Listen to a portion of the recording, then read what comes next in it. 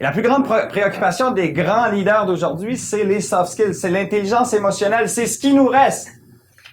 Est-ce que vous êtes comme ça, un apprenant à vie? Quelqu'un qui est tout le temps en train de remettre en cause ce qu'il sait.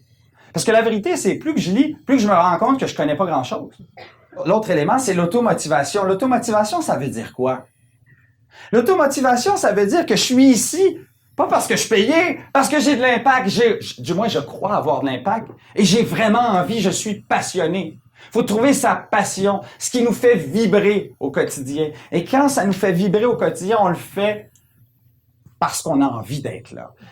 Pour finalement aller dans ce sens, la plus grande étude sur l'intelligence émotionnelle qui a jamais été créée a été créée par Harvard, Cornell et Stanford. On pensait que les diplômes allaient avoir un lien. On aurait pensé que si tu es issu d'un monde plus riche, plus nanti, tu aurais peut-être avoir une corrélation plus grande de faire partie de ce lot. Ben non, la seule corrélation qu'ils ont trouvée, il y en avait juste une. Je vous le promets, il y en avait juste une.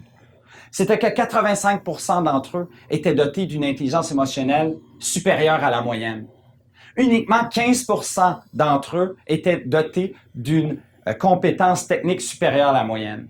Autrement dit, la plupart ne connaissaient pas vraiment le back-office de l'organisation, mais ils savaient vraiment comment gérer tout un groupe pour aller dans la même direction. La deuxième, ne vous attendez à rien, et c'est là souvent ça bloque. Benoît, je suis prêt pour les soft skills.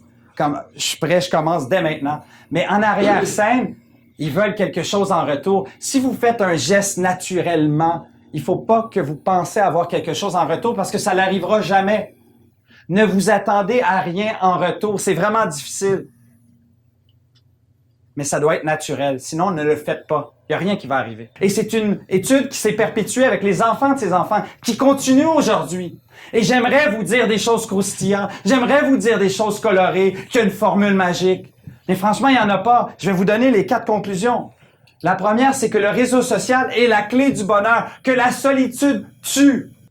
Et pour terminer sur cette formule, c'est que un bon relationnel est la clé du bonheur, et vous l'avez compris, mais également pour votre santé mentale et physique. Be connected. Merci beaucoup. Et vous pouvez m'ajouter sur LinkedIn. Restons en contact.